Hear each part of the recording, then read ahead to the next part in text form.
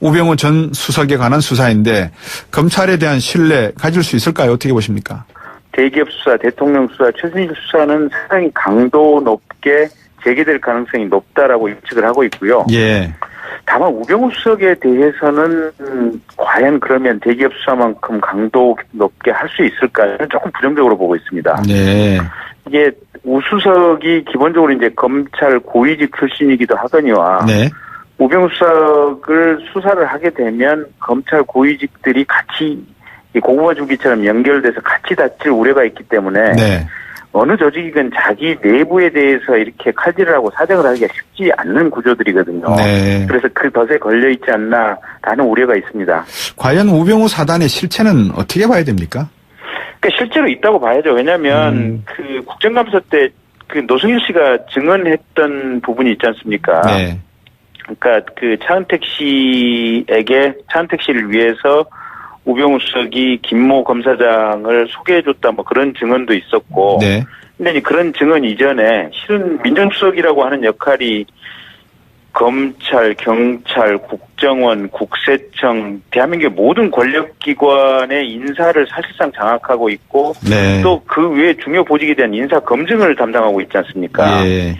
그러다 보니까 본인이 심으려고 맘만 먹으면 검찰, 국정원, 경찰 이런 데는 자기 사람들을 많이 심을 수 있거든요. 아, 예. 특히 본인이 검찰 출신이다 보니까 예. 검찰 내부에서 자신과 같이 과거에 근무를 했거나 네. 자기하고 굉장히 친했던 사람들의 존재가 분명히 있을 것이고 예. 그 사람들을 핵심 요직에 보임시킨 흔적들이 분명히 있습니다. 예. 그게 우병우 사단이 존재한다. 라고 보여지는 거죠. 네. 방금 말씀하시는 걸 듣다 보니까 그러면 대통령께서 인사를 하실 때 민정수석이나 이런 민정 쪽에 절대적으로 의존하시는 걸로 봐야 됩니까? 아니면 여러 가지 스크린 채널이 있어서 다양한 경로를 통해서 추천을 받으십니까? 그래서 이제 매번 대통령 본인의 이제 대통령 개인으로서의 역량이 출중해야 될 필요성이 있는 게요. 예. 단선으로 한 군데 의존을 하게 되면 네.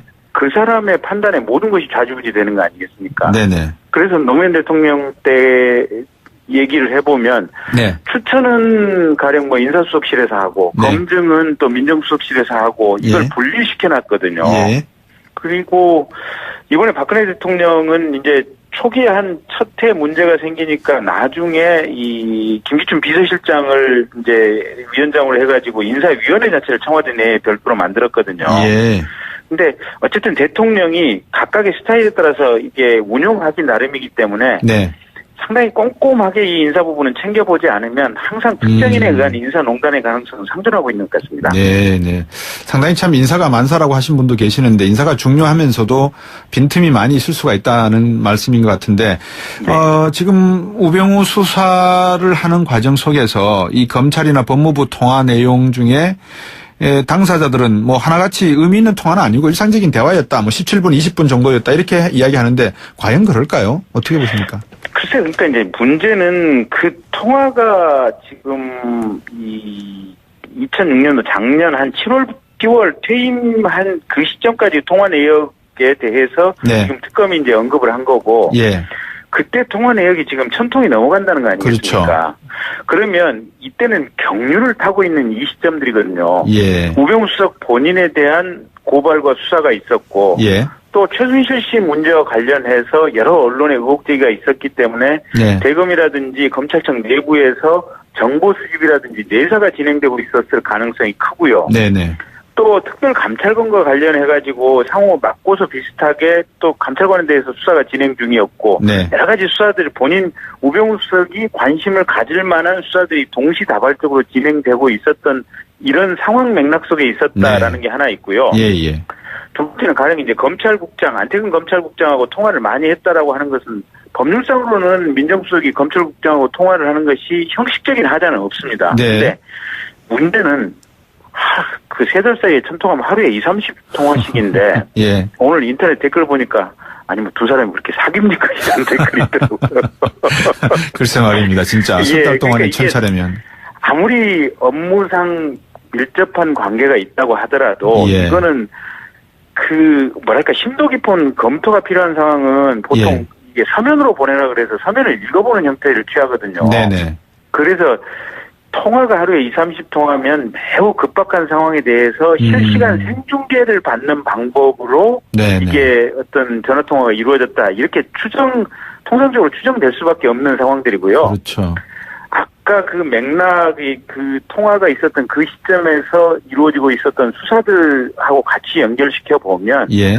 결국 우병우 수석이 이 검찰국장이라든지 총장 또는 차장 이런 검찰 간부들을 통해서 수사 네. 진행 상황을 파악하려고 했을 가능성이 네. 매우 높지 않느냐. 예. 이런 우려가 있는 거죠. 예. 거기다가 네네. 그 이석수 특감하고 우병우 수석하고 이제 특별수사본부를 구성해서 수사팀을 구성해서 동시에 수사를 했지 않습니까? 네. 그런 윤곽금 고검장이 이제 팀장이 돼서 수사를 했었는데 네. 그때 검찰 내부의 수사 행태를 보면 예. 특별감찰관은 실질적으로 고발인의 자격인데 여기에 대해서는 휴대전화도 뺐고 사무실에 있는 컴퓨터까지 전부 압수수색을 압수가 버렸거든요. 네. 사실상 특별감찰관실이 아무런 일을 할 수 없도록 기존의 집기들 핸드폰 이걸 다 가져간 반면에 예. 우병우 수석에 대해서는 자택도 압수수색을 안 했고 예. 사무실도 압수수색하지 않았고 예. 우병우 수석 휴대전화도 안 가져갔거든요. 네.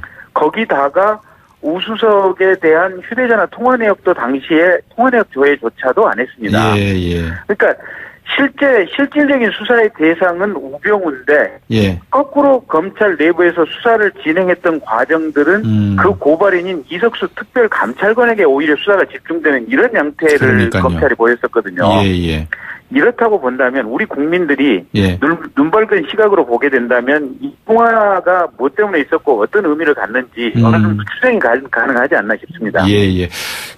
얼마 전에 최진영 변호사가 저희 방송에 나와서 이렇게 토론을 해주시는 가운데에 이영렬 서울지검장이 나름대로 3만 페이지가 넘는 수사 기록을 남기는 등 열심히 수사를 해서 그거를 바탕으로 특검이 수사하는 데 상당히 도움이 됐다라는 이야기를 한 것 같은데 네. 이영렬 서울지검장은 그럼에도 불구하고 나름대로 열심히 수사했다 이렇게 평가하십니까? 어떻게 보십니까? 그 부분은 맞겠죠. 근데 예. 이제 문제는 예. 그때 당시에 우병우 수석이 10월 25일자로 지금 사표 수리가 됐었거든요. 네. 그러면 사표 수리가 되고 JTBC에서 태블릿 보도가 나가고 각 언론에서 이 최순실과 관련된 여러 증거들이 언론에 쏟아져 나오고 나서 검찰에 대한 비난이 고조된 이후에 검찰이 이 수사의 발동을 걸었지. 네네네. 그 이전에는 검찰이 전혀 수사를 성의 있게 하지 않았거든요. 네. 고발장이 접수되고 한 달 동안 압수수색조차도 안 하고 아무것도 없이 형사부에 사건을 배당해 놓지 않았습니까? 예. 그러니까 그때 이영렬 본부장이 수사를 제대로 했다고 하는 것은 네. 국민에 의해서 수사를 제대로 하라는 압력이 고조될 만큼 고조돼서 도저히 어찌할 길이 없는 이 상황 맥락 속에서 수사가 조금 본격적으로 이루어지다가 특검으로 넘어갔던 것이고 네네. 초기 단계의 검찰의 수사 의지는 전혀 없었다. 예. 그래서 종합적으로 본다면 네. 검찰이 정말로 진실한 어떤 수사 의지를 가지고 처음부터 끝까지 제대로 밀어붙였다라고 평가하기는 어려운 상황이죠. 예. 그러면 김경진 의원님, 이 황제 수사 팔짱 끼고 사진 찍힌 거 말입니다. 네. 그리고 자택 압수수색 아무것도 나온 게 없었고요. 네. 결국 청와대 압수수색이 이루어졌어야 되지 않나라는 의견도 상당히 설득력이 있겠네요.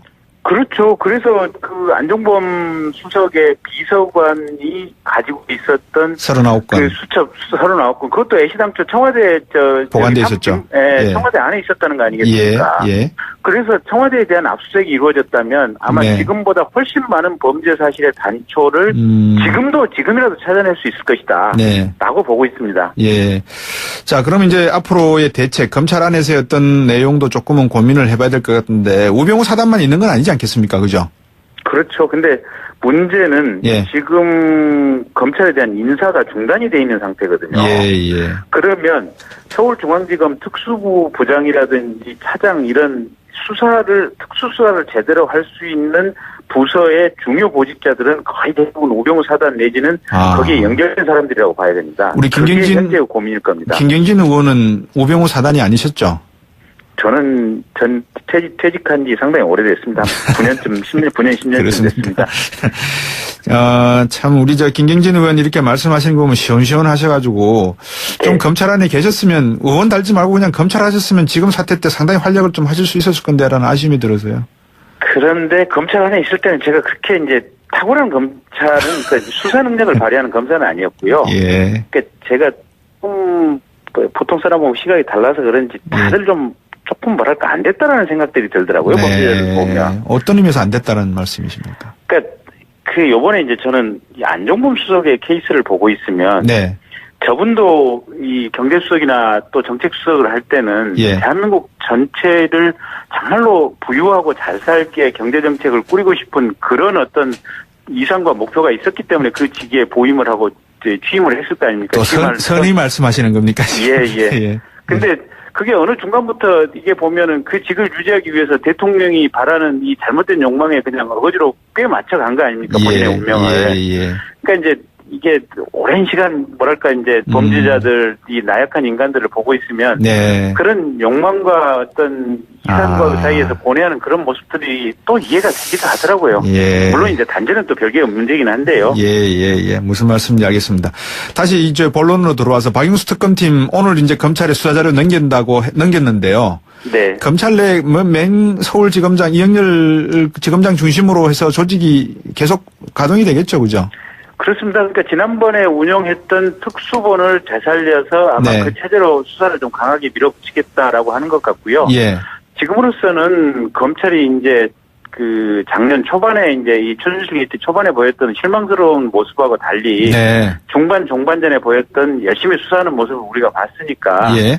지금 검찰을 어느 정도 믿고 예. 검찰을 감시하면서 그럼에도 불구하고 신뢰를 보이면서 수사를 잘하도록 좀 격려해 줄 필요성이 있지 않나 싶습니다. 방금 그 말씀도 탄핵 결과가 어떻게 나오냐에 따라서 상당히 검찰의 움직임도 바뀔 수도 있고 변화될 수도 있을 것 같은데요. 그렇지만 가령 뭐 이건 가정법입니다만 뭐 현실성은 없다고 보지만 탄핵이 기각된다고 하더라도 대통령의 지지율이 5%가 갑자기 30%, 40%로 뛸 일은 없다고 보거든요. 예. 어떤 결과가 나온다고 하더라도 지금 현재의 대통령은 식물 상태고 그 검찰의 어떤 강력한 수사 의지를 제어할 만한 이런 상황은 다시 생기지는 않을 겁니다. 대세는 이미 뭐 그쪽이다. 예, 그렇습니다. 그래서 검찰 조직이 살아나야 될 문제가 있기 때문에 예, 어느 상황에서도 검찰이 나름 가능한 범위 내에서는 최선을 다하지 않을까 싶고요. 다만 이제 우병우 사단이라든지 검찰 내부 자신들의 어떤 치부를 도려내는 부분은 그게 가능할까에 대해서는 상당히 의문을 가지고 있습니다. 예. 윤석열 검사를 비롯해서 파견 검사 8명이 특검팀에 남는다 이런 이야기 했던데 이거 가지고도 좀 부족한 인원 아닙니까? 어떻게 보십니까? 그러니까 30명이 기소가 됐고요. 이제 이 30명에 대해서 8명의 검사가 이제 재판장에 들어가면서 공소유지를 해야 되는데 결국 1인당 한 4명 정도씩 담당을 하는 이런 셈인데 근데 이제 특검이 기소한 사건은 1심은 3개월 이내에 사건을 끝내야 되거든요. 근데 굉장히 복잡한 사건이고 이걸 3개월 내에 끝내도록 하는 이 규정에 충실한다면 거의 매일매일 지금 재판에 들어가야 하는 이런 상황이어서 사실 이 8명이 이제 가령 이 정리하고 재판 준비할 시간이 얼마만큼 있을까. 그런 면에서는 조금 좀 우려도 되고 안쓰럽기도 하고 걱정도 되고 그렇습니다. 깊이 측면에서는 어떻습니까? 이재용 부회장은 좀 뭐 그야말로 진짜 뭐 최고의 변호인단 꾸미고 있는데 진검 승부가 될까요? 어떻게 보십니까? 그러니까요. 그쪽에서는 정말 최고의 변호인 뭐 10명, 20명이 들어올 터인데 이쪽은 기껏 해봐야 1명 내지 2명, 많아봐야 3명 들어갈 겁니다. 그러면 일단 숫자적인 물량 면에서도 밀리고 또 깊이 있는 쟁점을 다루기도 조금 좀 뭐랄까 힘이 붙이지 않을까 싶긴 한데 어쨌든 그래도 특검 파견 검사들을 저는 믿고 잘하리라고 봅니다. 뭐 국민들께서도 충분히 그런 길을 또 불어넣고 계시니까 힘드시더라도 끝까지 책임을 완수하리라 보고 늘 이렇게 인터뷰하시면 시원시원하게 말씀해 주셔서 고맙습니다. 네, 고맙습니다. 국민의당의 김경진 의원이었습니다.